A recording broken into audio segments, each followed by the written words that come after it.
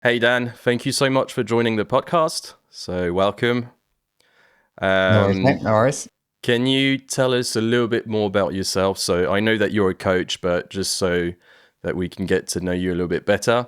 Yeah. Well, first of all, thank you for having me on, mate. I really appreciate it. I've been coaching for about 10 to 12 years. Obviously, we met through our mutual friend Connor. Mm-hmm. So my story is pretty similar to his. It's a little bit different in a couple of aspects where we both have the same undergrad degree, we both have the same postgrad degree. I kind of see my career so far in like three different stages of it. The first stage was very much like athlete development. And I know you're kind of in the athletic development world yourself now. So basically, for about 4 years, I started with coaching like basketball fitness pretty much. And within about, I started with a high school team. Within about 12 or 13 months, I was coaching an international team. So it happened really quickly. And I Mm-hmm. was probably 100% unprepared for that role. And then that kind of was like 4 years of my life where I would travel around Europe, go to European championships, go to national stuff. And it was really, really fun. And you learn a lot Nice. doing that, right? But I Yeah. was only like 20 years old at that point, and I was like, it probably was a bit too quick, too soon. Then I kind of decided about 4 years into that it was time to change things up a little bit and decided to move to Canada where I am now. And I know you've spent some time. And when I came here, it was very much about what can I do to financially make myself free. Because coaching, strength and conditioning coaching, athletic development doesn't pay the best ever. I mean, it takes a lot of your time, a lot of commitment, and you need to be quite good at it to do well. And it's not the most rewarding financially. So I moved to Canada. I found the cheapest rent for the highest paying job. So I looked around, there's like a little area in a pocket of Etobicoke where they were paying, $50, $60 an hour for trainers, and the rent was around $1,000 a month. So I was like, I'm going to position myself there and try get ahead.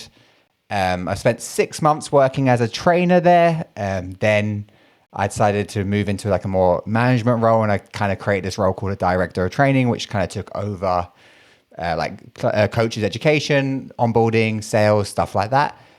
Did that for about 3 months, then COVID hit, and then I spent 2 years through lockdowns and reopenings of kind of taking over this gym and working with the owner of it to try to keep it aboard I think we locked down 5 times over here or something like that during COVID. Wow. Then during that time, man, that was like it was intense and it was tough, but it was like the best learning experience when it came to business. The owner of the gym that I was working with, very, very, very, very smart businessman. And Mm-hmm. he taught me an awful lot about sales.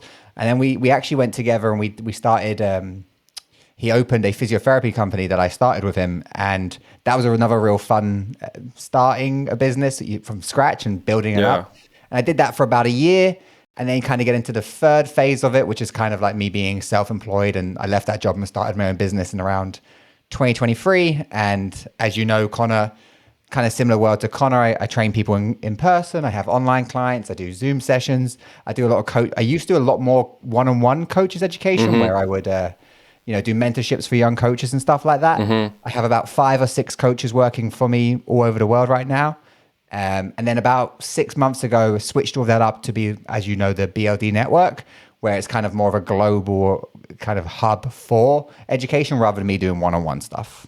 So that's pretty much it. I Cool. know that's a long spiel. I'm sorry. No, no worries, mate. That's cool. So just to go back a little bit, I Yeah. know that. So you're from London originally, right? Yeah. Yeah. Cool. Yeah. And then because you met Connor in Ireland. So is that where you studied? How Yeah, did that? so I actually was born in London, spent 6 years there. Then my family moved over to the Republic of Ireland. So I like Connor's at the very, very top of Ireland in Donegal, and I'm at the very, very bottom in Kerry. So I Okay. did high school and elementary school there, and then we both met in Tipperary where we did our undergrad, and then we both went and did our postgrad. So we've been pretty much inseparable since then. Yeah. He's actually Nice. about to be best man at my wedding in like 8 weeks' time as well. Oh wow! Yeah. Congratulations. Thanks, That's mate. cool. Thanks. So okay, so you lived for 6 years in London, then you moved to Ireland. Yeah. And did you see any differences between the two countries? Was it the same culture or? Oh, I mean, there's aspects of it, right? Like, it's always funny because my mum would have been born in England, but her parents are Irish, so she was always raised as like an Okay. Irish kid in England, and then we were raised as like English kids in Ireland. So it was like a full. And I don't know if you know much about England and Ireland, but the Irish don't really like the English too much. So it was definitely Yeah. a cultural shock, and you know, I would say coming from London, where everything's a million miles an hour, to rural Ireland, where everything's the slowest pace of all time, that's the biggest change. But people are great, mate. Like I really enjoyed it. We went from living in South London to the nearest shop to us in Ireland was about a 10-kilometer drive away. So Wow. everything was really rural. But like, we moved from having, a small backyard to a 2-acre field. So me and my brothers got cricket pitches set up, soccer pitches. We had a great time, dude. It was good. Yeah. I can Yeah. imagine. Yeah. I mean, I can imagine it must have been a bit of a difference for sure. And how did you really get into sport? Was it, like, as you said, basketball, and then were there any Yeah. other sports as well in general, or? Yeah, that's a good question, mate. Because, well, one of the things that actually probably kind of influenced me heavily is my older brother, Ryan, who runs a gym in Sydney now. He did the Wow. same course that we did just a year before us. So when I moved over from England to Ireland, I was put into a class that was, I think I was the youngest by about 2 years in it, but it meant that my brother, who was a year older than me, was in the same class as me. So we were in the same class for all of our school life, basically, once we moved to Ireland. So we became pretty close and always kind of interested in the same things, right? He was a big MMA fan a lot earlier on than I was. Nice. And he would talk to me all about like the strength and conditioning sides of it. And then I took a year out after high school because I was only 16. So I didn't want to go. My biggest thing was I didn't want to go to college and be the guy who couldn't get into any bar when all of his friends went out, right? So I was like, I'm going to take a year out. And during that year, I went to visit my brother in college, and where me and Connor went, and I got to see what that was like. And I was like, this is what I want to do. And then you think that's going to be everything, right? You think I'm going to coach athletes, I'm going to work my way up to professional athletes, and I'm going to have a great time. And to a certain extent, I got really far in what I wanted to do. But I was always this kind of feeling in me that I loved the one-on-one coaching side of it. I loved the coaching. I loved the sports science side of it. I loved it all. But the one thing that always was, I guess, a little bit in the back of my mind is I'd go to all these conferences and you'd look at these great speakers who give up their whole lives for their cause, right? And none of them are wearing a wedding ring, right? They're all, married to the game. And I remember going, I like 2014, 15, 16, we watched all these like conferences and I thought, Jesus, I don't know if that's what I want, right? I was like, I think there's a way to do a bit of both. I think there's a way to be financially secure, have some time to spend with the people that you want to spend it with, and still enjoy your work. But it really came from I did a little bit of boxing, a little bit of kickboxing, played a lot of soccer growing up, played a lot of cricket. But I would say my real interest in strength and conditioning really came from my brother making me watch Embeddeds in 2011 or 2012. And we would have been, in rural Ireland with the worst Wi-Fi. And I can remember we'd be watching fights and they just cut out, right? Like just, I remember watching, do you remember Bisping Chael Sonnen? Yes. So we were watching that and we had this shitty stream, mate. Like I'd say, I'm not saying it was legal, but it wasn't, right? And I watched it. And obviously the time difference, like 5 a.m. in the morning. Yeah. And I've watched that fight back in years gone by, and I realized it was a close enough fight, but I was fully convinced Bisping had won that fight, right? But because we'd watched it on such a choppy feed, we actually missed the decision. And it wasn't until the next day. So there was not like I could just go to my phone then and get the decision because we had such bad Wi-Fi. So I had to wait. And like that kind of thing, that was really what got me into wanting to learn how the actual back end of sports science works, right? Wow. That's amazing. That's amazing. Did you get to coach any MMA athletes or in general? Or? Yeah, I've done a few. It's kind of one of those things though, anyone, like I'm doing a couple boxers and stuff right now, but obviously Connor, who's my best friend, right? And as you know, is really, really detailed in that world. So it's kind of any time definitely of the last 5 years, someone maybe comes and approaches about doing some MMA training, I nearly always send them his way, because there's levels to what you can know about a sport and there's levels to what you can feel in a sport and stuff like that. So I'm happy. Like sometimes I'll work with in short term, I'll work with some elbow pain or shoulder pain from a fighter, or any kind of body pain really. But in the long term, I always send them Connor's way, to be honest. But I do really enjoy that, but I just know myself, like it's when you can have a conversation with someone like Connor about the sport, you're probably doing a disservice to the person that you're about to be training if you don't send him his way, right? For sure. Yeah. And did you feel confident from the start when you started, or did you have Dude, no, man. Oh man, no. I think I was nervous every day of my life to about 3 years ago, I would say. Really? Yeah, well, it was funny because you grow up in, obviously I'm in Canada now, in North America, where, confidence and anxiety and stuff is something that's talked about a lot. Yeah. I'd never heard of the word growing up in Ireland, right? You know, Really? just Yeah. like you just say like someone's maybe a bit nervous, right? Or, you know, like I always say like in Ireland, if someone's a bit of an alcoholic, you say they're fond of the drink, right? And you never ask why they're an alcoholic. Here you ask why they might be an alcoholic, right? You know, and it's the kind of the same in the world of confidence, right?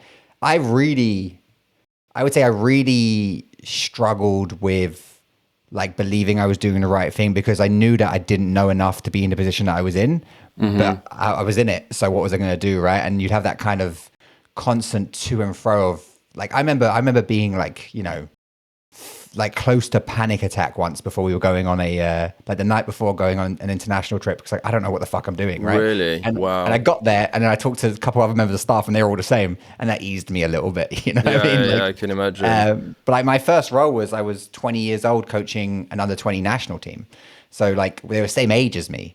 And we went to Israel for Europeans. We went to Slovakia. We went to Spain and all these kind of things. And I remember feeling so unprepared and feeling no matter what I would do, you know, it wasn't going to be enough because I just didn't have the experience that you needed to be in that role. And I think that carried over to pretty much every aspect of our of work, right? I can remember the specific moment sitting in like our 4th year of college and we're doing something about sports psychology. And I remember they were talking about anxiety and I was like, that was the first time I've ever really understood even what it was. Yeah. Right. And I was like, I relate to everything that person is now saying up there, but we never talked about it or we never, you know, I'm sure now in Ireland's a lot more openly talked about, but I finished college in 2016. We never talked about it. Yeah. You know? It's weird. Yeah. With anxiety, I mean, you know, it's funny you say that because when I was younger, I never understood it, you know? Yeah.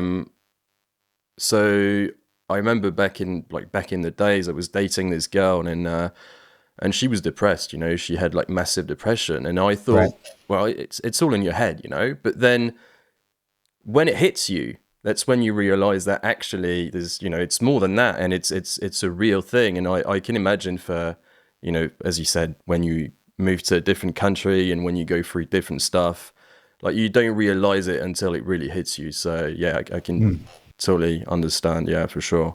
And what about you in your world? Because you've done a lot of music, right? Connor was telling me, do you ever feel the similar thoughts when you were like, were you ever feel like you weren't good enough, or you ever feel like, did you have that anxious?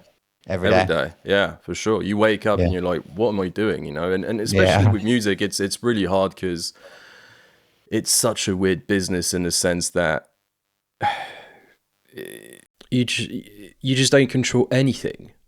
Do you see what I mean? Like, but I think that's anything to do with art in general, whether it's music or acting. I think you have no control of the outcome. And that's the truth, you know, because when I was a kid, I had these, you know, massive dreams of playing in bands and just, you know, touring. And to be fair, like, we did accomplish many great things. We were on TV, in magazines. But still, I think it's a really strange business because it's so unpredictable. Like, you have bands, you know, they're together for 6 months and they get signed pretty much out of nowhere. And, you know, some people might think, yeah, they're a successful band because they're great musicians. But that's not always true. Like, you can be shit and still be successful. And I'm not, you know, it's not disrespect. I'm not saying that I'm great. I'm okay at what I do. But the problem is it's so unpredictable. The music industry is definitely, I would not recommend it. Unless you just, you know, want to play a few times and you know, just have fun. And that's what it should be. But then you've got all the things next to it, you know. And like I said, like, you wake up in the morning and you're like, okay, so what do I do now? You know, it's just very unpredictable, and there's no way that you can sort of have a normal life because you sleep on people's floors when you're on tour. You know, it's hard to keep relationships because you're away most of the time. And then that's when anxiety hit, you know, because, you know, normally when you're in your 20s, you go and get a job and then you can kind of build your life that way. But with music, you just don't really know what's going to happen. And I think for me, it was very depressing, especially when, you play music for, like with my bands, we used to practice 6-8 hours a week, every week, just to play some shit show, to play in front of like 10 or 15 people. So sometimes we'd be lucky and we'd be going on tour and we'd play to, like we played a few shows where we played to a lot of people, especially festivals, but most of the time we played to no one. And it's like, what am I doing? Do you know what I mean? Like, because it's not. So what I'm trying to say is there's no reward for the hard work. Normally, if you work hard and you're really good at something, you'll be successful most of the time. But with music, and I guess acting is the same, it's not really like that. Like, you can work your fucking balls off, mate, and still get nowhere. And it's the sad thing, but yeah, it is what it is. Yeah, like, I'll tell you honestly, like, I don't think I'm the best coach. I don't think I'm the smartest person. I don't think I'm the most charismatic, but the one thing that calms everything down for me is I just do everything. Like, if anything comes my way, I just do it. And I've always been like that, right? And I was like, it used to be this thing about like, I can just outwork everyone. And to a certain degree, that's like probably the hidden talent that I have is I can work 7 days a week every day and still make time for everything else and be able to do things. But as I get older, and the more, like I talk to Connor about this all the time, I talk to my fiance about this all the time, you just do things, man. Like, like obviously that comes with a little bit more financial independence as you get a little bit older. It's a bit easier. But if you just do the things that like, no one else is doing, or even if they are doing it, the odds are it will still work out for you too, right? Like, yeah, exactly. There's enough, I believe, like in certain industries, there's like enough money to go around for everybody, right? So you need to, like, if you put yourself out there enough, if you just do the good things and you're not a complete dickhead and you have a semi-okay knowledge base, I think you'll be fine, right? Yeah, it's absolutely. Hard to tell. You couldn't tell 20-year-old Danny that though, right? You couldn't, you would never have listened. No, that's cool, man. And so when did you move to Canada again? What year? 2019. Okay, so I think that's the year I moved back to Europe. So that's interesting. Yeah. Did you move straight to Toronto or? Yeah, so I'd never stepped foot in Canada before in my life, and I was like, "Fuck it, let's go!" Right, so I moved. Yeah. I moved to Etobicoke. I looked into like Richmond Hill, Markham, all these kind of gyms, and I literally based it off what's the most money I can make for the least amount of rent I can pay in a semi-decent place that can get me downtown. And I used to think I'd go downtown all the time. I never go downtown, man. I never go downtown Toronto ever, right? I know you've had one bad experience with downtown Toronto where you froze your balls off, but so that was how I chose it. I just like highest money that I can get paid and lowest rent and could maybe get downtown if I wanted to. So you moved there with the, what's it called? The working holiday visa, right? Or was it 2 years of a working holiday visa. 2 years, that's what I got as well. Yeah. I mean, Canada is fun. I kind of miss it, but man, winters are crazy. Winters are crazy. It's funny, man. It's minus 25, 26 degree today, and we're covered in snow. And I don't know why, but I used to hate it. I mean, it's different now. For the first 3 years I was here, I was walking to work in the winter, right? That's a fucking 25, 30-minute walk. And then for a while, it was like an hour walk. But now I have a nice enough car that I can heat before I get into it. That has made the biggest difference to my life out of everything I've ever done, right? But yeah, you're right. It's harsh. It's a harsh winter. You get a great summer. And obviously, having grown up in England and Ireland, I'd never really had either of those, really. You just have kind of rain all the time. So I've really enjoyed all of it, Yeah. It is a little bit different, though, in terms of... Because I think in Canada, it's dry. It's like winter. It's cold, but I think sometimes in Europe, because it's damp and humid, you feel it a lot more, Like it's, here in Budapest, it's like -2 or -3. Yeah. Man, it's freezing. Yeah. And in Canada, I feel like even though, of course, it's cold, but I don't know, it's just a different sort of like, different feeling. I couldn't agree more, mate. I was back in Ireland. I went back to Ireland for 3 days in January, and it rained, pissed rain. It was like 10 degrees, but it pissed rain the whole time. I was like, I can't wait to get back to the cold. It felt way worse. Like I hate the wind and the rain. When you get out of your car and it just hits you in the face, like I'll never go back to that, dude, ever. Yeah, you're right. It's the wind. I think the wind is the worst for sure. For sure, especially when it's freezing. But yeah, no, Canada was fun. I lived there for a year. You're in Montreal, right? Yeah, Montreal. Yes. But so I worked for a company that was based in Toronto.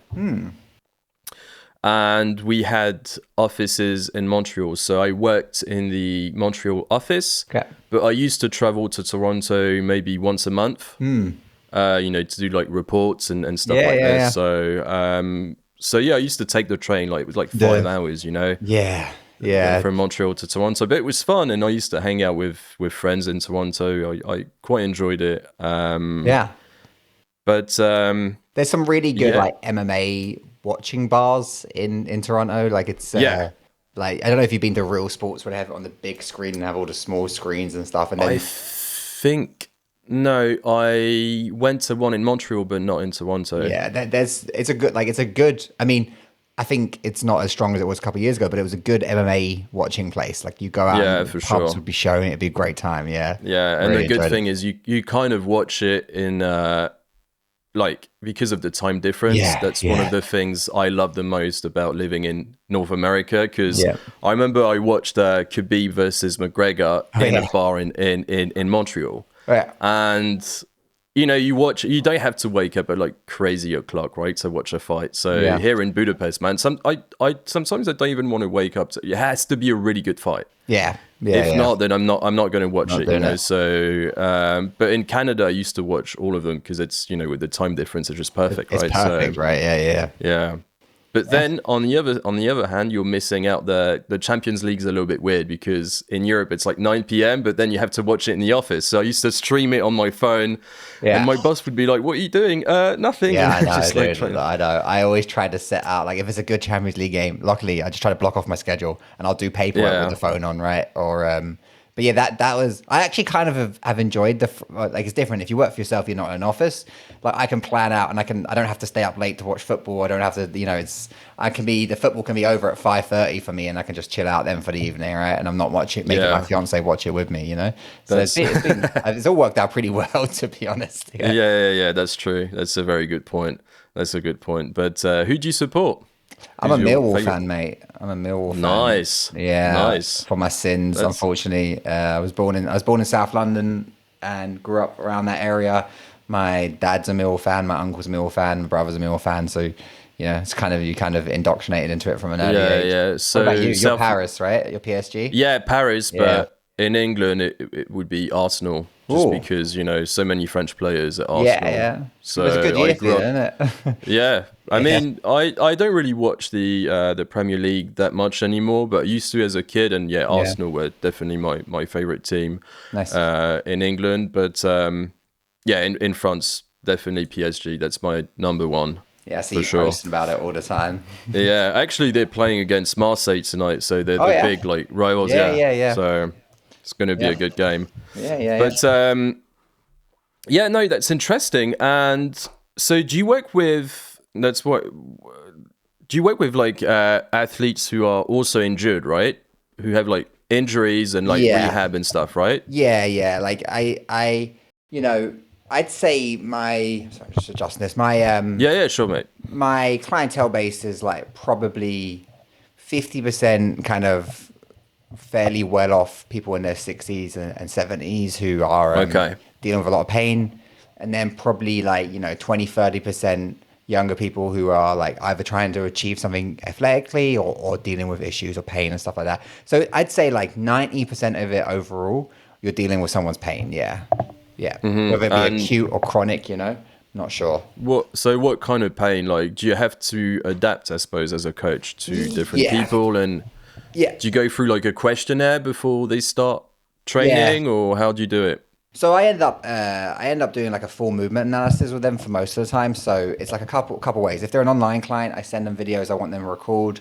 They send it back and I go over it. But one of the big kind of, I think, misconceptions about training and injuries is that that they live very much in the same world. They live in kind of completely different worlds. Like, of course, your training can help you get out of pain. I've built my whole career probably on that, right? But just because you're in pain doesn't mean you stop losing muscle mass as you age, right? Like, if you don't train, I always tell people you will outlive whatever this pain or injury is, right? So you need to make sure that you are training to a high enough intensity to create some adaptation while you're still hurt. So yes, we're gonna look at your movement analysis. We're gonna look at how you do certain things. I'm gonna go, oh, I can see this maybe slight level of dysfunction in this part of your body. Let's work on that as we're getting you stronger. But the goal is always to get you in better shape, right? Always to work on those like 3 pillars of health. Or so I always look at it as like strength, cardiovascular, and then kind of weight management, right? You're not going to get everyone down to single digit or double digit body fat percentages all the time, right? But can you push them in the right area? Like, can they lose 2 pounds every month for 10 months and to be 20 pounds down, right? So some people really focus on the ins and outs of certain injuries. And of course, I'm going to do that, right? So that might be a lot more in how we position you for your strength training. But at the same time, I'm not going to sacrifice your ability to get stronger just because you're hurt, right? Even if it's something nerve based, even if it's something, obviously there's extreme examples, like if you break your arm or something, we're going to have to work around it for a while. But as soon as you can get out of that cast, or even before you get out of that cast, we're going to do some isometric work or some holds to make sure you're not losing too much muscle mass.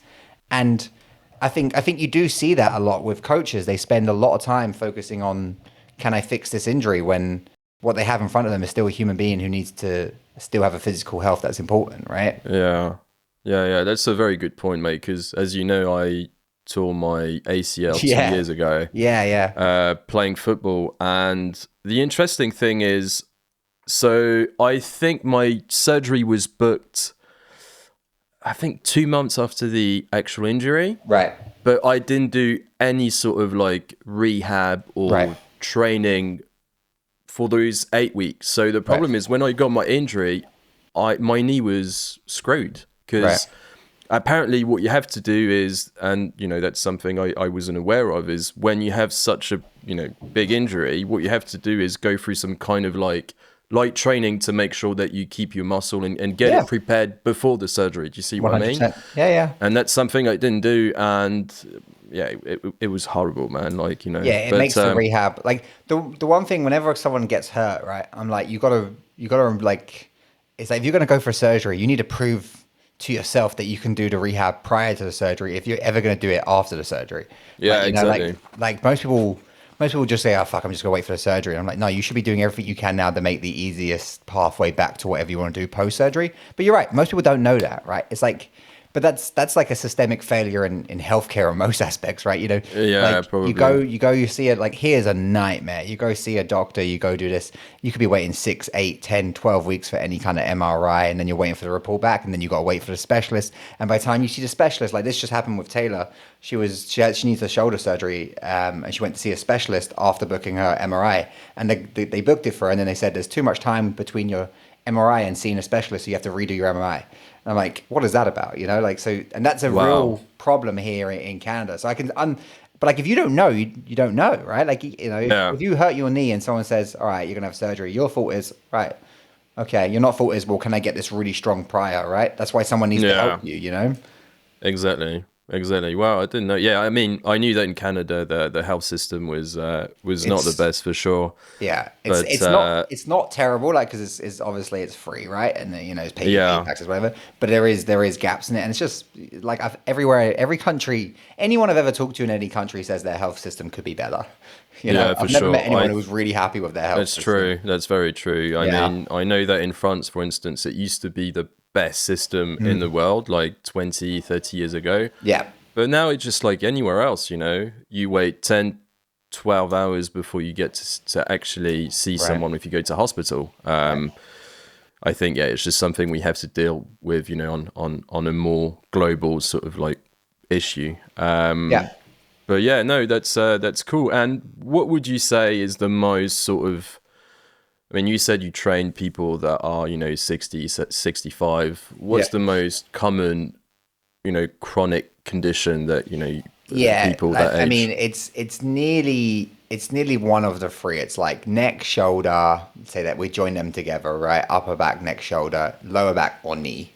That's usually what it is. And like a lot of it is, I had a client get an MRI back, and they were talking about certain loss of muscle mass and joints and being replaced with some fatty tissue and stuff like that. And there's like a lot of just overwhelming sarcopenia, which is obviously the loss of muscle mass over years, has different effects on different people, right? And then, what most of the time when someone comes to me at like 60 years old with a knee issue, I'm like, and it's been chronic, say, right? We're going to do all the things that we can do, we know can reduce tension. It's like, you got to go get a scan, right? If you're like close to knee replacement, let's start that going, right? I know people are always like, oh, I don't want to do the surgery and stuff, but knee replacements are pretty good now, right? And what do you want to do? Yeah. You want to spend 5 years getting progressively worse, or do you want to fix it now and have 20 years of it being better, right?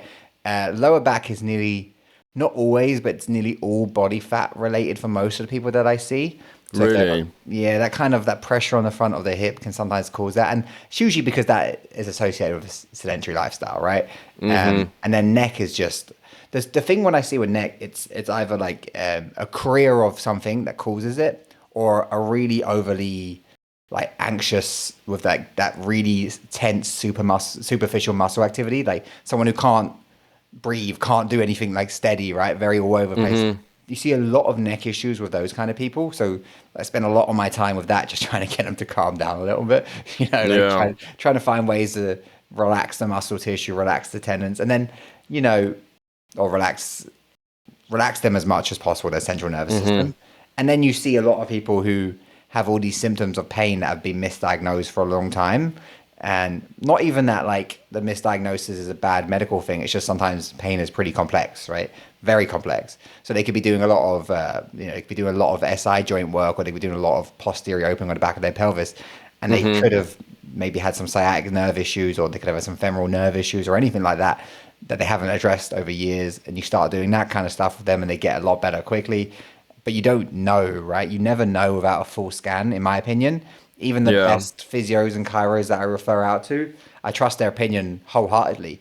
But you never really know what's going on, right? Like, you never really know if someone's got a deterioration here, or like sometimes I'll see a lot of, especially in older women, that we'll see a lot of people that they'll have like on and off sporadic knee pain, right? And they move well, they go well, and then they go get a scan. It's just like a bit of a buildup of a Baker's cyst in their knee that's probably restricting movement and causing some neuromuscular pain, tension, stuff like that, right? So it's like you don't really know unless you get the scan, and then you're in a system where the scan isn't very quick coming. So you're trying to get them moving as well as possible, as quickly as possible. And honestly, the number one thing is if you can get them to calm down and get to a reasonable body fat percentage. If you can do that, everything else is will kind of fall into place, so you would say that weight management is also very important. Yeah, I'd say they're equal. I really would. I would say like they're not equal for every person, because some people start stronger, some people start but it's like 33% in all of them, cardiovascular health, strength training, how strong are you, how much muscle mass, how strong is your muscle mass, how much lean muscle mass, and what does your weight management look like? Because you can say body fat percentage, right? But that's going to change every single person. But we do want to make sure that we're managing our weight over a period of time. So if someone's gained 30, let's say someone's gained 30 pounds over 15 years. I'm like, that's actually a pretty easy fix, because you're probably gaining on average 2 pounds a year. So you're quite close to your maintenance. If we bring you down a little bit, we get you moving, you're probably going to drop 10 pounds that pretty quickly. If someone's gained 35 pounds over a year, then we're looking at what was the systemic behavioral change that made that. And usually the body doesn't like being like taken for a ride like that. If you gain weight, if you become sedentary, you're going to have a lot of pain issues that you never had before, and like it's not as simple as saying get yourself in shape, because I have clients who've got themselves in shape and still have quite a lot of pain. It's a longer road, right? And then you go and get a scan and you're like, what could this be? And they're moving well and they're training well, and they're doing everything you ask them, and 6 months later the pain isn't significantly better. Then you go get a scan, and like a really good example is this girl I was training. She went and got a scan and she had complete degeneration of 2 discs in her neck. And and now it was one that the doctor said to her, he went like this, he was like, what do you want me to do about that, right? Of course. Sorry, go on. I think pain is a good indicator of damage, I assume, right, in a way, or yeah, it's an indicator of some compounding cause. You hear people talk about root cause all the time or something. I don't really love that word, like, because that tells you that we're going to find out exactly what's causing it, or what's like stuff. It's like usually it's something that's compounding over time. Like you see wrestlers when they retire, like collegiate wrestlers, they all have a slightly smaller arm than than the other arm, right? Like, because they've been Yeah, dumped on their head for fucking 10 years, right? Was that one time, or was that 10 years of being dumped on your head, right? yeah, Look yeah, at Connor, right? Like his shoulder stuff and knee stuff, like, like he always says jiu-jitsu is DOMs for the joints, right? Like, it's like for sure. there is, if you're putting yourself around, and it's the same thing, if you're sitting at a desk all the time and maybe you've got an excess bit of weight and your head's in a weird position, I can't get you in straight away and go, within 3 weeks, we're going to move your head position. It's all going to calm down. I'm going to go, you got to change your Yeah, lifestyle. Right. It's not because you have, say, a slightly tight suboccipital, just the muscles below the base of the skull, right? That could be what's showing that. But what made you get that in the first place? It's going to be what you do 40, 50, 60 hours a for week, sure. right? Yeah. And so I don't love the term root cause. I always think you're better off going along the aspect of a compounding cause. And like, it's the same in everything, right? When you're getting someone ready for a fight, and I'm sure you've seen this, right? Like if they come in semi-decent shape and they're just topping up as they go along, it's a lot easier. If you take the Ricky Hatton approach and you go extremes, right? You take maybe Paddy the Baddie approach, you go extremes. Yeah. It's gonna be some issues on the body, At some point, for sure. Yeah, Yeah. for sure. 100%. And yeah, so with training, so you mostly do strength and conditioning, right? In general, Yeah. or would you like also ask them to run for a little bit just for warm-ups, or how do you Yeah, approach it? so when they're with me, like we're gonna be taking the most out of that hour, right? Any kind of cardio or steady state stuff, they're wasting their money by doing that with me. They could be doing that on their own, right? So I have a training app that's all set up for them. And then so I like to refer out sometimes to people who are a little bit better than me, right? At certain aspects. So I've hired over the last, I don't know, 3 years, 5 or 6 coaches that I can refer out certain things to. So if I'm going to focus, so a good example is if we get a boxer, right? If I'm going to focus on all their physiological movement patterns that I think need a lot of work, I'm going to have Connor do their conditioning work with them, So I can focus fully on this and I can trust Connor to do that. But a lot of times when it comes to the conditioning side of things, I'm dealing with mostly people who are trying to get 80% of that steady state stuff and maybe 20% of that slightly higher intensity stuff. So sometimes I'll do the higher intensity stuff when they're with me because it's just harder and it's easier for them to do it with someone shouting them than, or not that I, to be honest, ever shout, but encouraging them. I'm probably too reserved, to be honest. But when someone comes to train with me, it's kind of simple enough, actually. It kind of breaks down into 6 or 7 different segments. I'm going to get them in. I'm going to see how they're moving, and I'm going to try open up the space that's maybe not as available to them right now as it usually would be. So I'm going to open up the back and front of the rib cage, back and front of the pelvis, getting them moving. I'm then going to reinforce that with some good core work or some aspect. Maybe I'm looking at do some kind of rotational movements. Maybe I'm looking at doing some side bending or maybe static core stuff. Then I'm going to get them to have some kind of yielding effect to unload some of their pelvic floor. So maybe we do a bit more dynamic work. Maybe that's some cleans. Maybe that's a few different jump variations, stuff like that. Then I'm going to have them probably focus a little bit on some of their strength work. What is our main couple goals that we're going to look at? Then we might look at something, that we're trying to get a lot better at. So we might push it a little bit closer to aerobic fatigue. So something that I think this pattern is good when it's in a strong, but it might fall apart when we do a bit more fatigue involved. So we'll do something like that. And then usually I'm going to try to get them leaving feeling as good as when they came in or after the warm up. So one of my big pet peeves is sometimes you can train people, and I'm guilty of this too, but sometimes you can train people, get them moving really, really well, do some really heavy strength work with them, and they leave kind of feeling a bit shit. It's great that we got a little bit stronger, and of course I want that. But could I have taken off one strength exercise and made them feel better leaving, Yeah, I see. So I look at where can I place air in their body to make them feel a little bit better at the end of the day or something like that, Yeah. Yeah. And how do you measure progress for people that are of that age in general? Yeah, it's a really, really great question. So I'm lucky in some aspects that most of the people that I deal with, let's just say, over the age of 60, they're wealthy and they get full body. We have a thing, I don't know if you remember this, but a thing called MedCan over here. Or basically, you go in, you get a full battery of tests and everything. So I'm lucky that I body get person, Yeah, they get everything done. So I'm lucky that I have that. Some clients don't have that, but I'm tracking all of their workouts, so I know that we want to be increasing strength. I know that how they're looking when I'm doing their high intensity cardio work with, and they track all their weight weekly, a couple times weekly for me, so I know if I'm moving in the right direction. And there's going to be certain times of the year where certain things take more of a precedent than others. Sometimes, there may be just like, I just need a little bit of a relax and just training in for a month or two, Yeah. not focusing on anything specific. That's true. That's fine too, right? Like, there's no harm in taking a little bit of a break from focusing on something really rigidly. You just need, as long as you're training, right? You're training for life. So you better get comfortable with doing it a couple times a week for the rest of your life. Yeah, that's true. How can you keep that consistency? That's the main thing. Yeah. Do you also check their diet or not really? Do you trust them enough or? No, I do. Like, obviously, by no means dietitian, no, by no means nutritionist, but we did a little bit of like, in our master's degree, we had a couple modules on nutrition, and obviously being in the industry, you spend a lot of time basically always working with nutrition. Yeah. There is a couple of things that I do, always set out macros, always kind of set out calories. I give them lots of different calorie cheat sheets. I give them like, some fueling strategies pre-post working out, depending on their goal.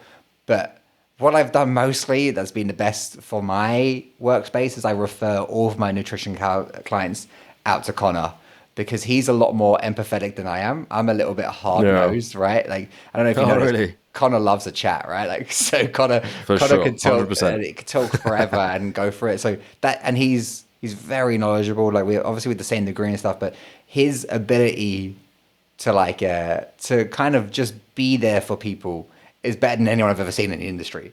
So when something's like a difficult nutritional case, I'd always give it to Connor. Like, Connor will always take care of that for me, because he's just so much better at it than me.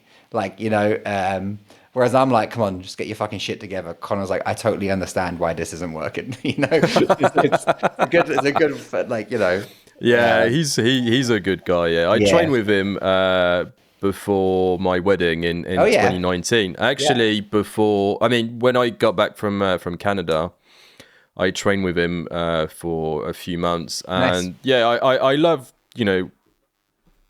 having him as a coach, because he's so, like, the problem that I had is training with different coaches is you end up doing the same stuff over and over again. And I remember when I trained in London, I had this this coach. He was on his phone most of the time, and I'm like doing stuff, struggling, and like he didn't really care, and I'm paying, I'm paying them like fucking 50 quid, like it's like, mate, doesn't give a shit, and so when I started training with Connor, he was doing like showing me these different exercises and stuff like that, and I saw the progress. I thought that I'm definitely getting better, and it's not boring. It's fun. You go out and you try different things, because if you do the same stuff over and over again, it's boring. Yeah.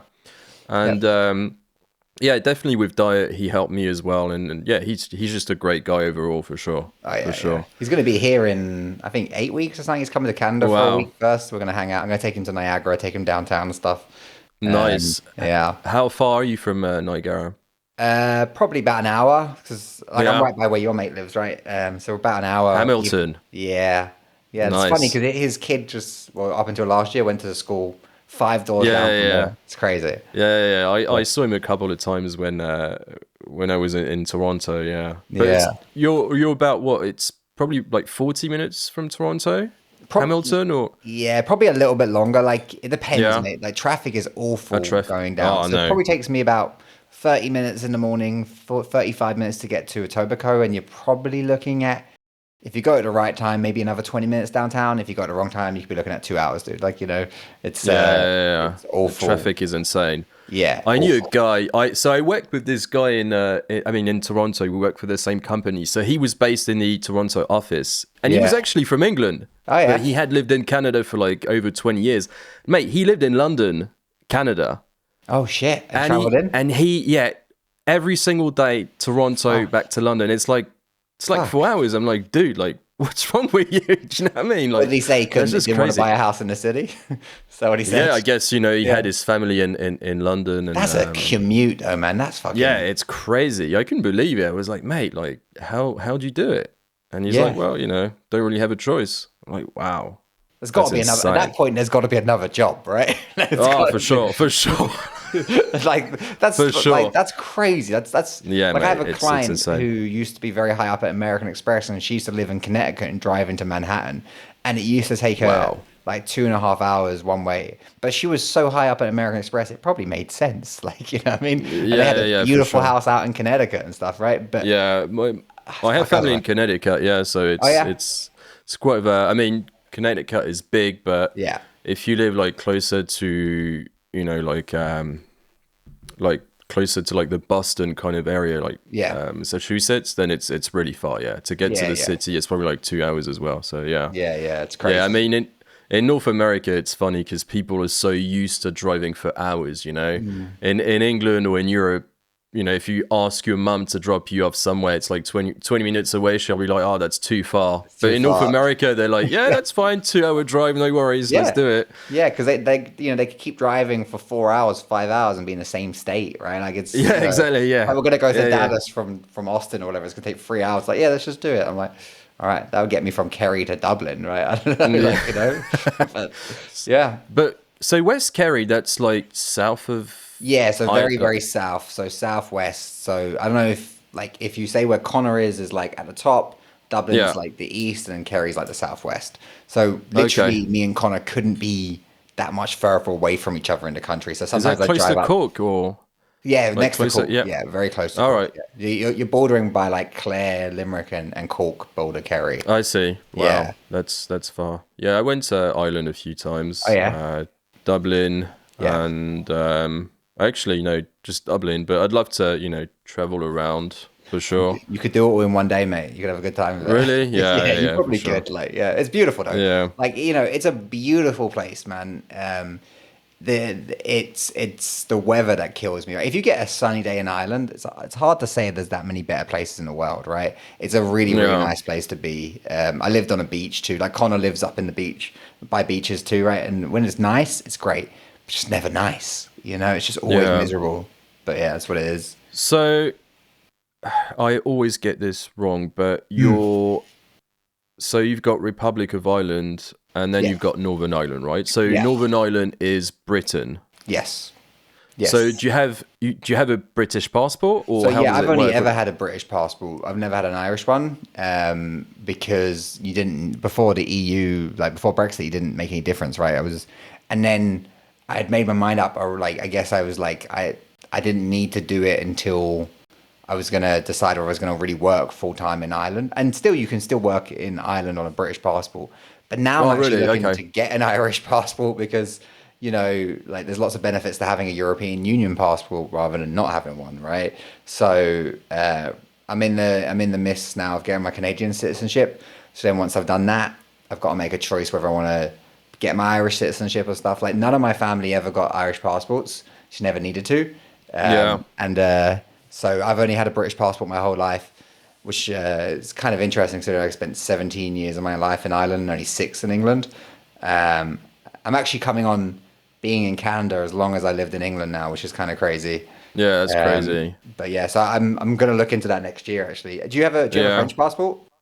Only French, but the same thing as you, man. Like when because I lived half of my life in England, Yeah, I didn't need a British passport because as a European citizen, you'd get the exact same benefits. yeah, yeah, And then I could have applied for it, and I was eligible. But the problem is, I didn't do it. And then when Brexit happened, I was like, shit, what do I do now? yeah, yeah. Because it happened overnight, right? Pretty much, Yeah, yeah, And yeah. no one believed it. It's like, nah, it's no. not going to happen. Yeah, no one thought it was good. And I I'm remember, like, I remember shit. listening to Nigel Farage start his defeat speech, and then like I'm pretty sure they started taking down the stage and put it back up again. You know what I mean? It was a really weird because I remember like I was kind of curious what was going to happen because I still had 2 years left on my degree to do, right?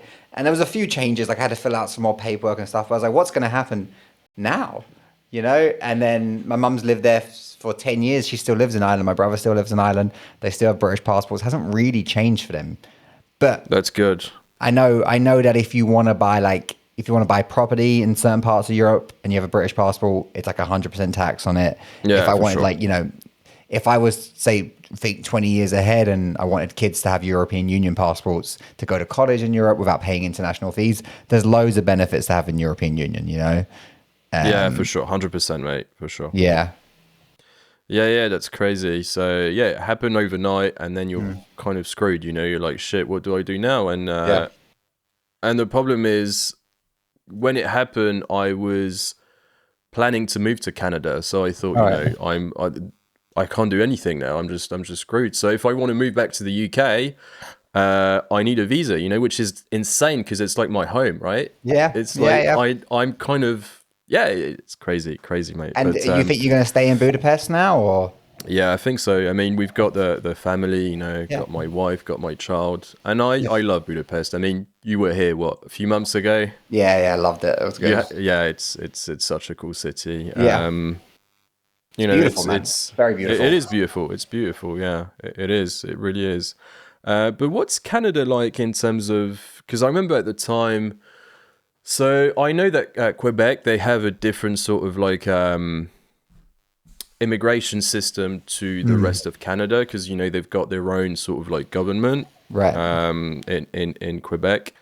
But I know that is it still like point based the Yeah, immigration? yeah. Like it's still point based to the best of my knowledge. I've been out. I got my permanent residency in 2023, so I haven't Oh, you did. Okay, yeah, I haven't okay, yeah, re-looked yeah, at yeah. it since, to be honest. I had actually like a absolutely horrific time getting my permanent residency because I came over on like a working visa, and as Yeah, you know, you need so many hours within the first 2 years to apply for permanent residency. But because we yeah. were shut down with COVID, it was like impossible.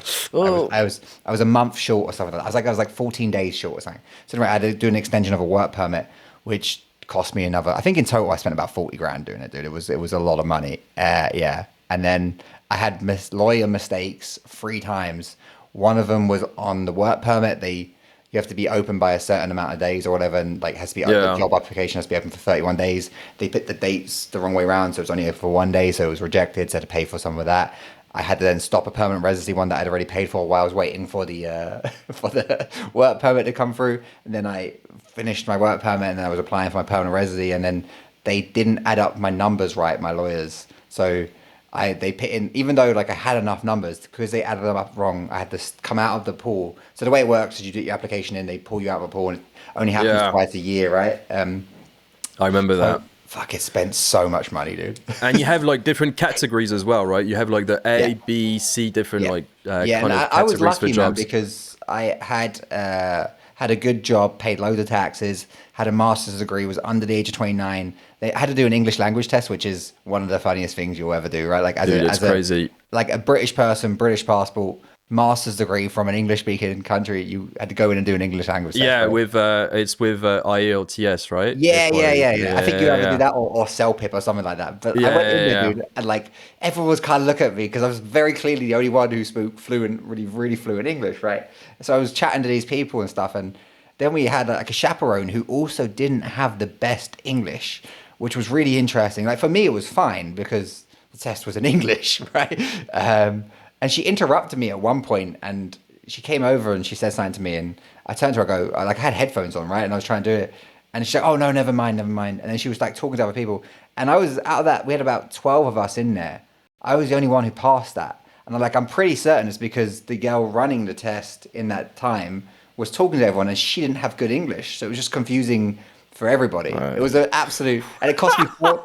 It cost me 400. There was a few, mate. It was like they were trying to fuck with us, right? It was $400. It was February 6th, 2021, or something like that. So deep in COVID, they tell us to turn up 45 minutes beforehand, like to make sure you're not late. You get to the center, they won't let you in because it's COVID. It's February. It's minus 25. We're all standing there freezing our bollocks off, right? And like Yeah, I'm coming from, you know, the UK where like it's cold, whatever, right? But most of these people are coming from like there was a lot of them there from India, from Pakistan. Like they are not used to that cold, right? And they are just fucking.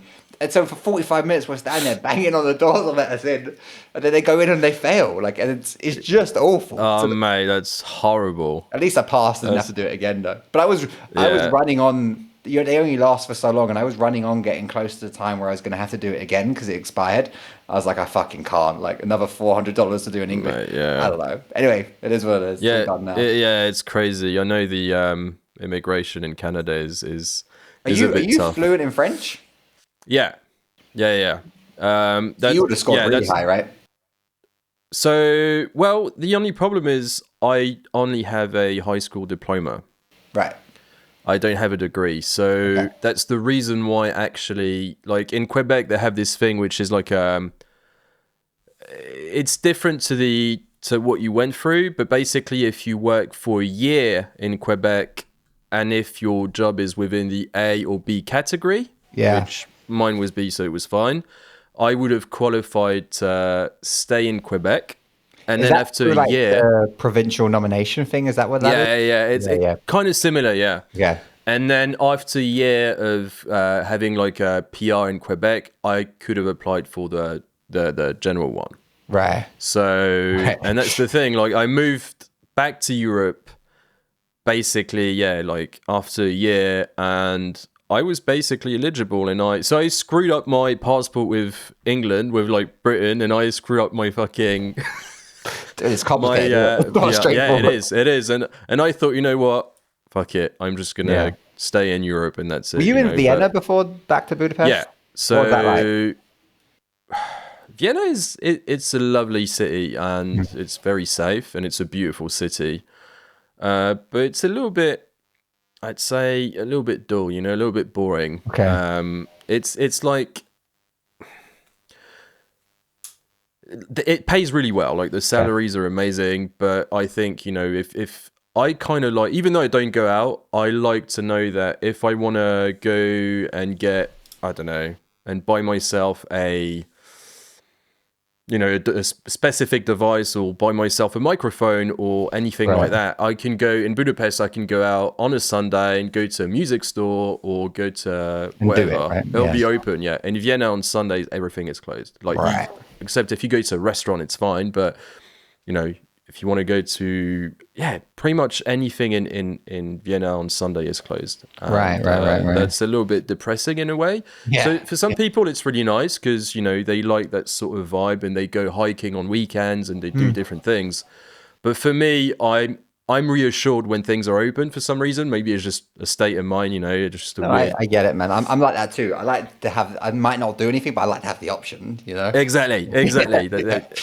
Exactly. So, but it's a nice city, and the healthcare system's really, really good in Austria. It's amazing. They have really good hospitals, and compared to Hungary, right?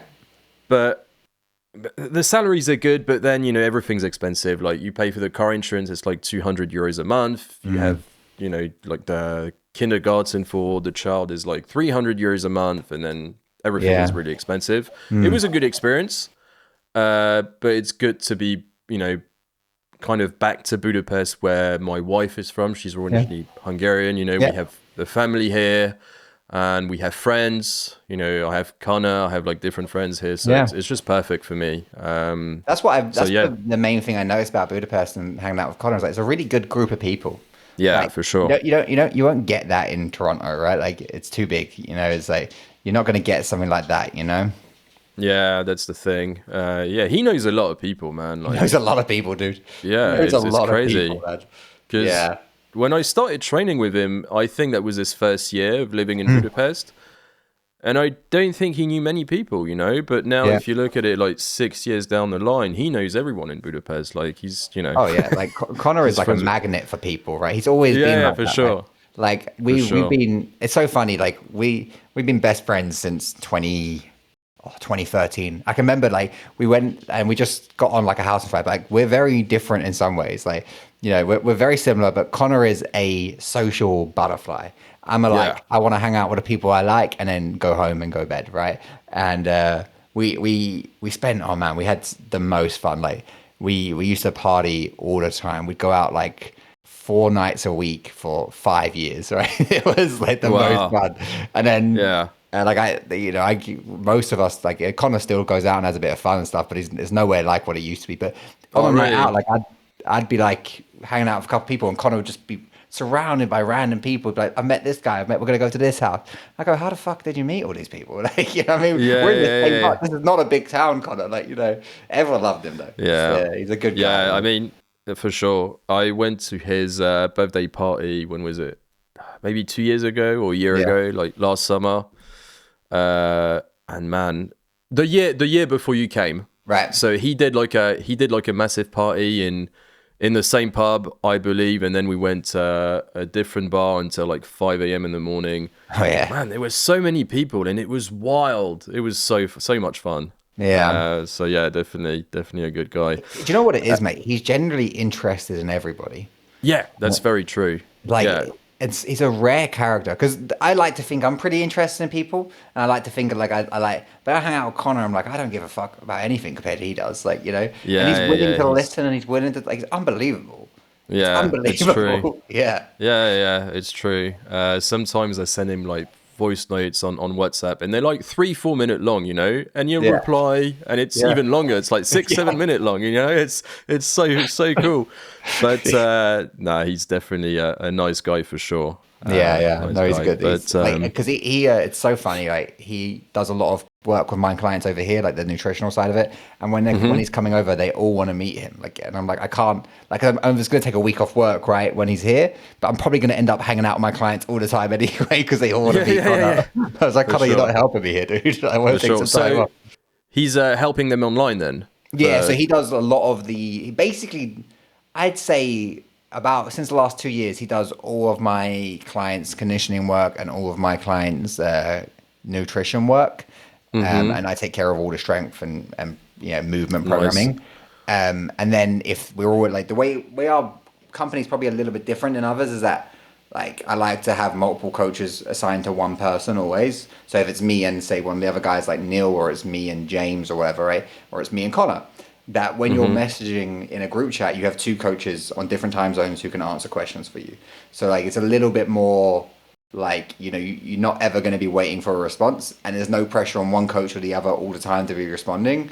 So it works well. So we deal that has been a big changer for my business, and I'm lucky because I have Connor, right? Like it's hard to find people like that. And I'm lucky with the people that I have, honestly. But so he does a lot of work. Like he'll do a lot of nutrition calls, a lot of intro calls, a lot of like he does a lot of voice notes. We're all in group chats together, and they'll be having like full blown conversations about shit. I have no idea what's going on. And then they'll turn up for their session on Monday and be like, "Do you hear what Connor said?"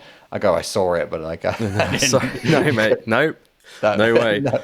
But it's interesting because you're also the owner of BLD, right? Yes. You started it yourself, or did you start that with? No, yeah. So BLD, technically, it depends on how you want to look at it, right? It started as a podcast in 2020 when everything was shut down, and I didn't have anything to do, and I was like, I need to do something and go crazy. So I got coaches from different backgrounds. I was like, I'm going to ask them everything I don't know about what they do and become a little bit less dumb in the meantime. Obviously, BLD standing for Be Less Dumb, which might need to get changed as years go on. I don't know. But and then it kind of went cold because I went back to work and, running businesses during COVID, especially commercial gym stuff, which is 24/7. It was brutal. So I couldn't keep up the podcast. And then about, a year ago, I was like, I got to get that going again. That was such a great thing to do. And I was like doing all this one-on-one mentoring of coaches, which I was really enjoying. But like, I think knowing your own limitations as a coach, which I very much feel like I do, meant that like I wasn't giving them the best service I could have possibly given them. And I was like, what do I have that's available to me that maybe other people don't have? Is that like I have an amazing network, dude. Like I have, I've been in 3 different countries, I've been in 3 different industries, I've met tons of coaches, I've hired, I've fired, I've done loads, and I have really good relationships with lots of people. So I was like, let me get them all together and let's create this network. And then it kind of started off as, a group chat and everyone asking questions, getting opinions and stuff. And month by month, it grows a little bit. And now we have a lot of people who come on board, young coaches looking to learn. And what it really was is like, it's a resource for anybody at any age as a coach to learn from. But like if you're a young coach and you don't have a good network of people around you, this is what this is for, right? Yeah. It's what I would have given my right arm for when I was 20 years old, And I was like, I have great people, generally good people as well, and we have coaches from all of the continents in the world, all around the world, different coaches, different countries, different disciplines. We have jiu-jitsu guys, we have strength trainers, we have strength conditioning coaches, we've just personal trainers who focus purely on aesthetics. We have people who focus completely on rehab. We have chiropractors, physios. We have yourself in there, right? Like there's a lot in there, right? And each month we try to bring a couple more people on board that we think are going to add a lot of value. And we're trying to create a culture of it's so like what we talked about. It's okay to not know everything. It's okay Of to not course. feel the most confident. But you know, if you have a problem, you're not in it alone anymore once you're part of the That's network. so cool, man. Yeah, I think the idea is amazing because it's like a big network, right? Like, Yeah. pretty much. And yeah, no, that's such a great idea. And how does it work? So is it like it's subscription based, right? Yeah, so it's subscription based, and we always like to give a couple months free at the start to get you Mm-hmm. to see if you're gonna like, as you know, to get you like into it, see if you know what if it fits for you, right? Because not everything's going to be perfect for everyone, of course. And then all of the money that's garnered from it goes into continued education of the group, right? So we pay for people to do podcasts in different countries and studios so they can get some social media work done for themselves that maybe they wouldn't be able to afford. We pay people Yeah. to do different presentations. We pay for the app and stuff like that. So I pay for calls people to do with a business development manager if that's what they're looking to do, right? So Mm-hmm. the money is like it almost runs for a non-profit, I guess, if you look at it that way. In fact, they probably Yeah. lose money on it, probably, to be honest. But that's not really the goal of it for me. The goal was, can I do something with this network that I have? Like, and you know, realistically, anyone could do this, right? Anyone could set up a Yeah. network. You just got to do it, right? And every time we get a couple more people involved, they bring a new opinion, they bring a new thing to the group, and it's like it just grows. It's gotten already miles bigger than I thought it was going to in the 6 months Really, it's been that's cool, going. man. And like it's funny because each month we get to add a little bit, right? Like so we like to do like templates for coaches, right? So what we do is we take the last 25 years of research on a certain topic. We have 10 coaches out of the 50 or 60 in the group that work in that specific topic. They get then to kind of critique it and talk to each other about it, learn a little bit in the process. And then when that's done, we put it into a template and they have that template for coaches. So anyone who joins, say you want to do a high rocks or you want to do, like we did one on weight cutting and jiu-jitsu, stuff like that, right? We have those templates done, marathon training. You go into the network when you join, you have that access for life then, right? You have the template. We have presentations on certain aspects of, you know, we have presentations on, some of them are on marketing, some of them are on shoulder pain, some of them are like power building physiques, some of them are like Connor just did one on what to do when you get your first 10 clients, right? You know, it's one of those things where we're quite lucky because, you know, it's Connor runs it with me, right? So Connor is like kind of right hand man on it. Quite lucky because we are worldwide just by our nature, by the fact that my brother lives in Sydney, you know, and he's in it. And Connor's in Budapest. We have UK, we have Ireland, we have Canada, we have America. You know, we have people in Portugal, right? Like we have people in Wow. mainland Europe, right? We have people in Budapest, everywhere, right? So it's been really good that way, and it just trickles along a little bit each time. So we've added every month we're trying to add something new. So now anyone who signs up gets a call with our business development manager, right? So they get to break down and do an audit on their business where they could improve it if that's their goal. You know, if they want to work specifically on a certain template when they join, we create the ability for them to work on that template. If they're like, I need to do some social media stuff, I don't have a camera, okay, let's get you in the nearest podcast studio that's of a high quality, and let's get you recording a podcast talking about your story. Boom, there's your clips for social media Yeah. for 2 or 3 months, right? So we try to focus on adding something each month. And honestly, it's been the most fun, dude. It's been really good. Yeah, I can imagine. That's cool, man. It's like a massive library of different Yeah. network and like different Yeah. people. That's cool. Yeah, and because you did a podcast, didn't you, in Budapest as well? I think you Yeah. hired that place, Yeah, we right? did. Yeah, we did. Because we went, I can't remember the name. I think it was just called Podcast Studios or something, mate. But Yeah, I think so. Yeah, yeah, yeah. yeah. It was really good. It was a really good experience. It was like, I think it was like, I'd say it was like $400 or $500 it cost or something Yeah, like it's that. So expensive. It's it wasn't expensive. necessarily cheap, yeah. Yeah. But it was good, and it was me and Connor doing one together because Connor was the person I did my original podcast with in 2020, like the first Yeah. episode. I was like, I hadn't done one in a long time. It'd been like 4 years, so we went and we just shot the shit for 3 hours or 2 hours. I can't remember what it was, and then like I have you can't see it right now, but I'll give you a little bit of a sneak peek. But you'll see there's like all lights and stuff set up here. We have our own Wow. podcast studio here, like just like you do. Yeah. So we bring a lot of people around here, and we set it all up for. This is actually my office slash gym slash podcast studio. That's So we take- amazing, man. Luckily, my fiance is like extremely talented in filming and marketing and stuff like that. So I'm a lucky guy on a lot of Yeah. levels, but that's definitely one of them. So she That's takes care of cool. all of that for me. So it's been great, yeah, man. It's been good. Yeah, that's awesome, man. And yeah, I wanted to talk to you briefly about AI because I know that, personally, and so I'm a recruiter. Okay. I that's like my main job. So I recruit for a big company in France, Yeah. and we use a lot of AI.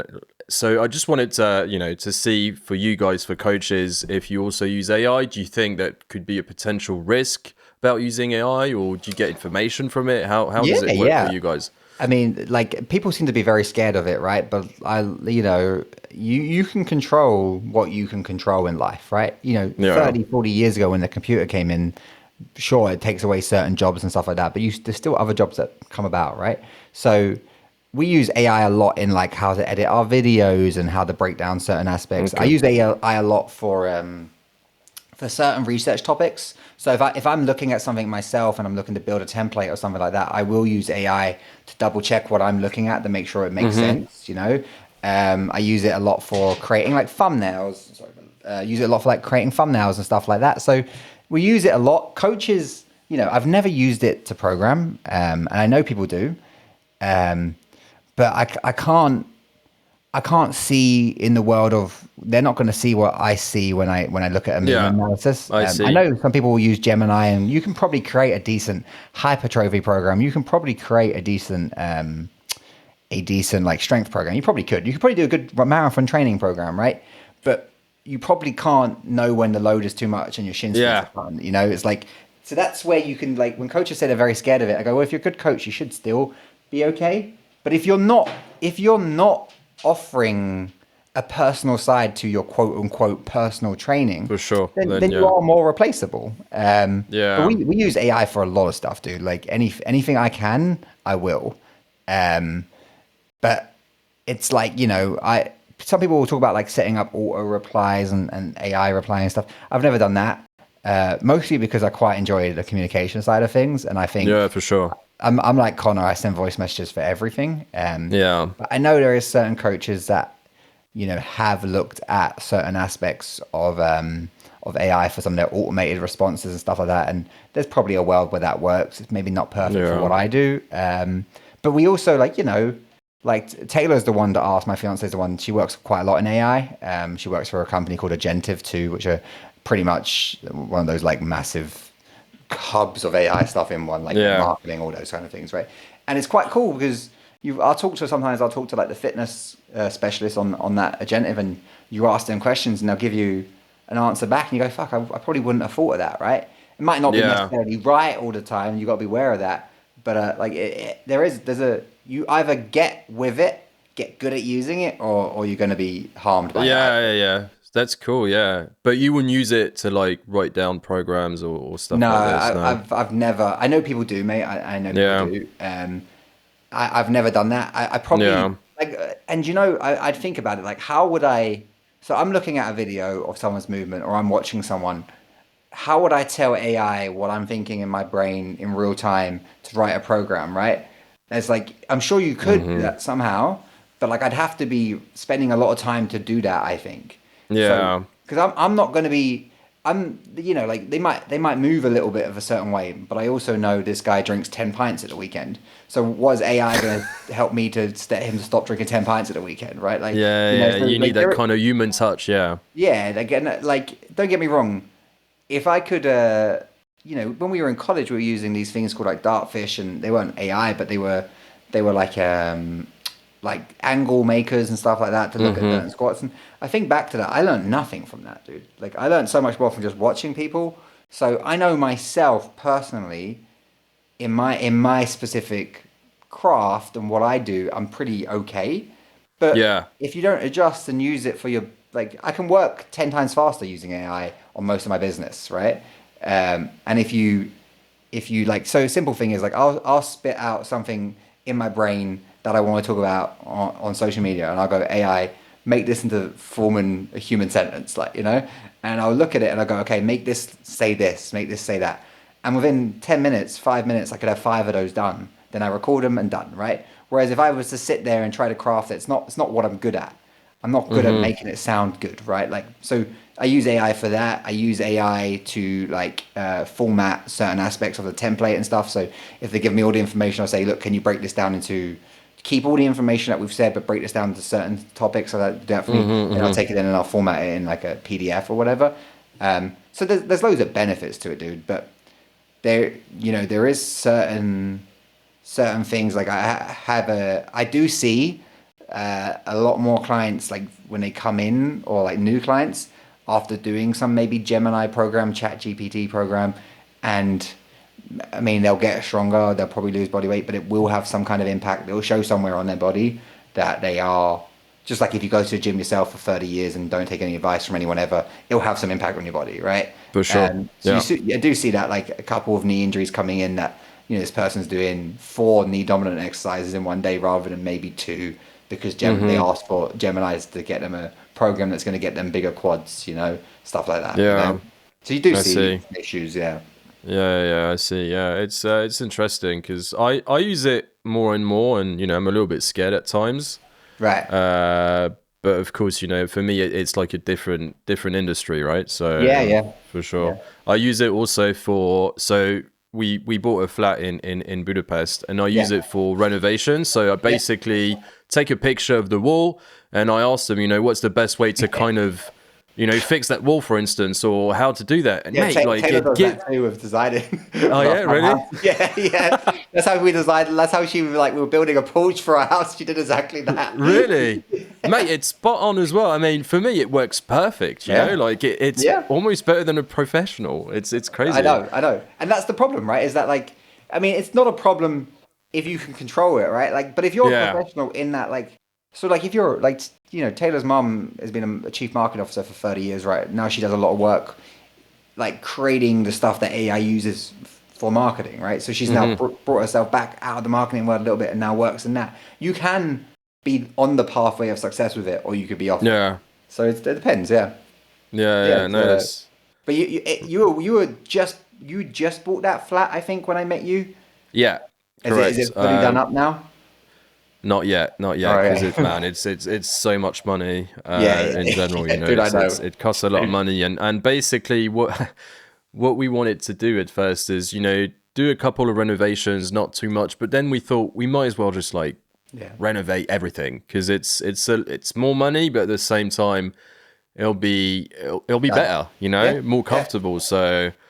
We're redoing, like, I mean, we got a team to do like the floor, the plasterboard, and like different shit. So it's taking a long time, but I'm hoping that within the next 2 months we'll be all set to move in. Yeah, but I mean, it, like in Canada, man, like the market for properties has gone up like crazy, dude. Yeah, like crazy. We bought a house in April last year, and it's a power of sale. Like, so it would be someone defaulted on it, and we got it for $475,000, and luckiest fucking buy of all time. It's a 3-bedroom, 2-bath. It's beautiful. I love it. Right? That's good. It comes with its own, like, we had to replace the furnace and stuff. It comes with its own issues, right? Like, for sure, because it wasn't lived in. But then, like, the one across the street, which is pretty much identical, just went up yesterday for $600,000. Yeah.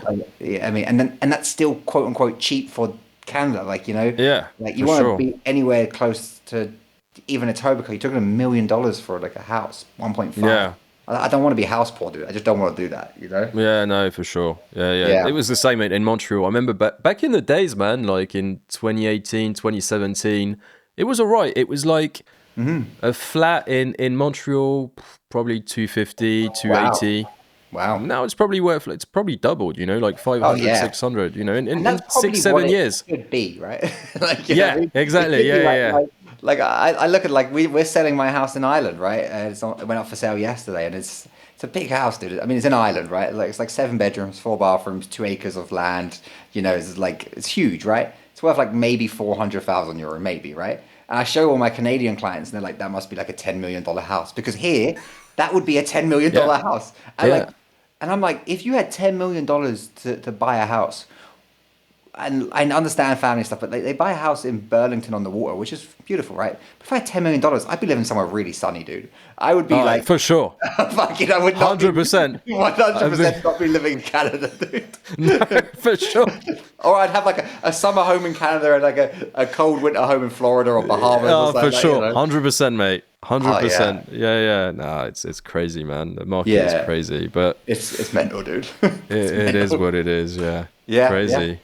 But yeah, Dan, that's pretty much it, mate. Thank you yeah. so much for your time. I Cool, mean, mate. it was such a great conversation. I really enjoyed it because No, it's yeah, good to learn from different industries and different yeah, fields. And I know that I met you briefly in Connor's birthday in, when was yeah, it, August, yeah. I I believe. think August. Yeah, And yeah, no, it was fun. So yeah, I definitely wanted to interview you because I knew that you were also the owner of BLD, and I wanted to yeah. know a little bit more about it. And I think it's such a great idea, and I'm glad to see that you're doing so well in Canada. And yeah, I look forward to seeing you again in Budapest at some point. Yeah, hopefully, mate. I'm hoping to get over again next year because I had a Yeah, blast. Like, we went to Ziggett do and it, stuff, and I man. was like, oh, we might need to do this again. Yeah, do But it, dude, do it's been it. a pleasure. I really appreciate you asking me to come on. Anytime, dude. Anytime you want to have a chat and you want to record it, let me know. I've got loads of time. Thank you so much, man. Thank you, Dan. All right, take Have a care, good day, buddy. mate. Bye You bye. too. Bye.